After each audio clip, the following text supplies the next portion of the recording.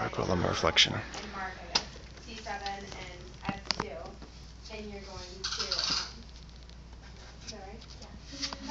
Well, you stand with your feet shoulder width apart, and then first of all, you like make sure you like make them do it without measuring first, and you make sure their pelvis doesn't tilt anteriorly because you're just measuring the spinal part. You don't want any hip action. Always pays to select a very bright So how do we know where S2 is? What's your landmark? You get PSIS, and then you go like that. And so remember the PIS, guys, is a big knotty thing, right? So you're going to get in the ballpark with the dimples on the back. But I always go down and try to get the under edge. So once I find them, drop down, pop it at the edge there, and that's where you'd like to kind of find, go back to it. Because if I don't find the bottom edge and come up under it, what am I going to do?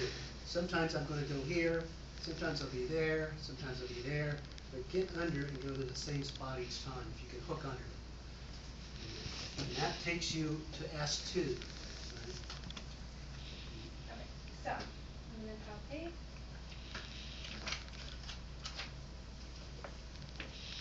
Okay, and then you can go for it. And relax your arms.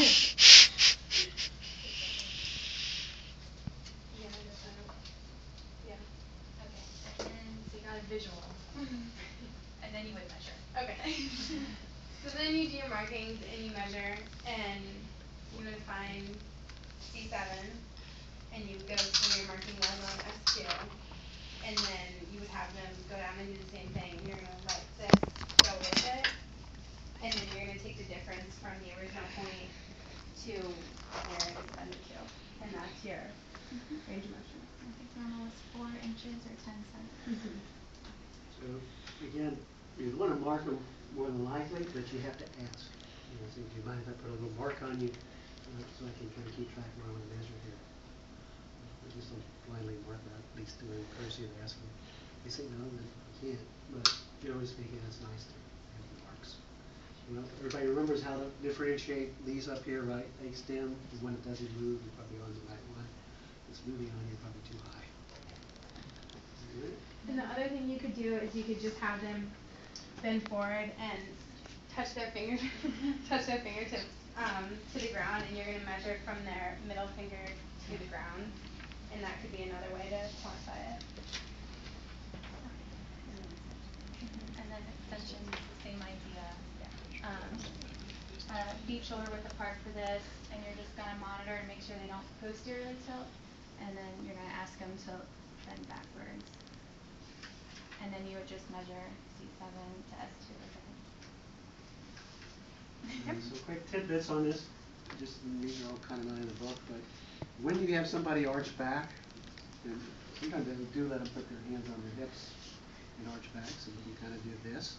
And I want you to come back. Now the other thing that I do, they say shoulder width in the book, and I don't know if they say the same thing for the tape measurement, but I usually just do this, and that way I know they'll come back to that each time I do them.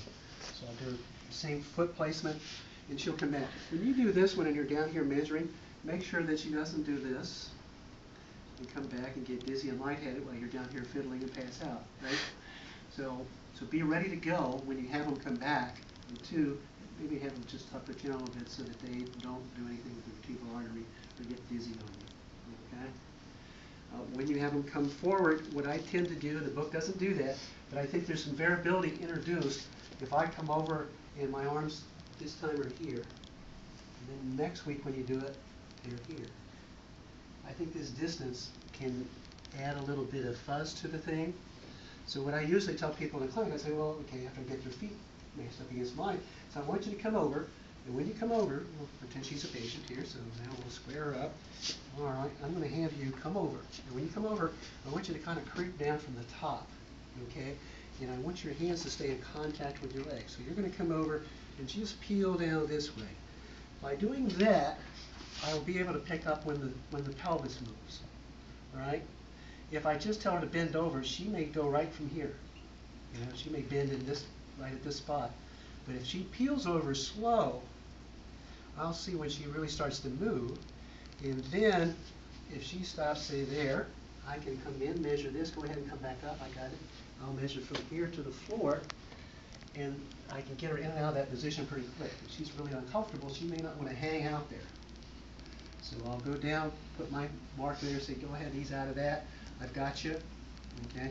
And so next week, if she does that, and she keeps her hands in contact with her thighs and her legs as she goes down, hopefully it'll be close to the same position. You can see a little difference. I don't know why they don't do that.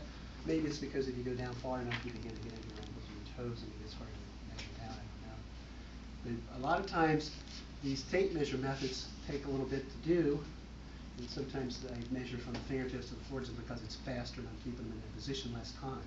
So it kind of depends on how hot they are, how bothered they are by the movement. If I need to be in a rush with it, I'll do the tape from the fingers to the floor real quick. If they can kind of hang out and I can fiddle here and they don't seem too uncomfortable, then I'll do it there. All right? So those are the little things that I have for that one. I think it might make it easier. So that was thoracolumbar. So we're seeing everything move here as we're measuring way across. So in context of that, let's see the lumbar. Lumbar flexion extension. Okay, so there's two different ways to do this. I'm going to show modified Schoberg test, and it was originally modified because it was thought that the skin moved too much. So the 3 points that you're going to find on the individual is the lumbosacral junction, and then once you find that, you go 10 centimeters above and would mark that, and then you go 5 centimeters below and mark that. I'm going to mark it. So I suppose what you do is you find the PSIS, and then there's a picture in the book, but it comes together, and you go a little bit above. So if I'm finding these, I get the quarter, I'll probably call it S2. So I fill up another bump on S1. So just above that is going to be the junction line. Okay, and so then what you would do is you would make your mark. You would go 10 centimeters up and make another mark. There. And then you would have to go 5 centimeters below and make another mark, which would be right there, but I'm not going to do it. And then from there, you would have them do the same thing that Kylie showed. So you would have them take their fingertips to the floor. I guess you would have the tape measure go with them. Sorry, I realize I'm standing in the way. As far as they can go, and you would take the difference, and so you get like your final value, and you would subtract 15 because you made your marks 10 above and 5 below. So that's for flexion, and then for extension for this way, it's the same type of thing. You'd have them put their hands on their hips. You have your 3 marks, and you'd be lined up accordingly, and then you would have them.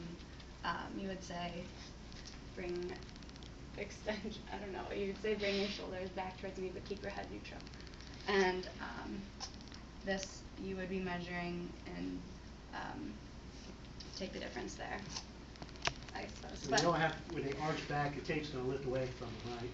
So just pull it taut on that distance. You don't try to smooth it out or keep it against the curve of the back. Just take that thing. Way you can save yourself and demonstrate, well, I'm going to have you do this after I have to do this, and so they'll know when you say go ahead and get back what they need to do. So that was with the modified version, because they used to do it and not modify it. Now we have the modified. Very similar. You're going to find their PSIS, and you would make a mark there. In the book they used a piece of tape, and then you would measure from there. You're going to go up 15 centimeters. Oh, yeah, sorry. Right here you would make another mark or put another piece of tape. And so then you're going to do the same thing for flexion. You're going to have them bend forward, try to touch here. There you go. And you would pull the tape, measure to their mark, and you can come back up and take the difference from 15.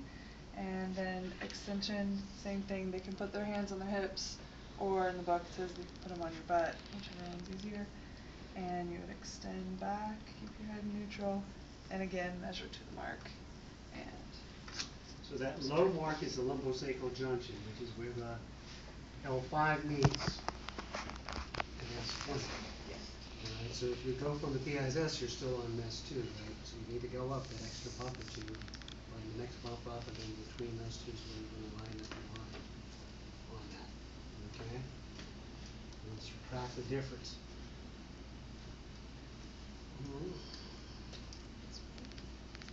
That one I think is fairly straightforward. It's just kind of a pain because you've got a lot of marks to make.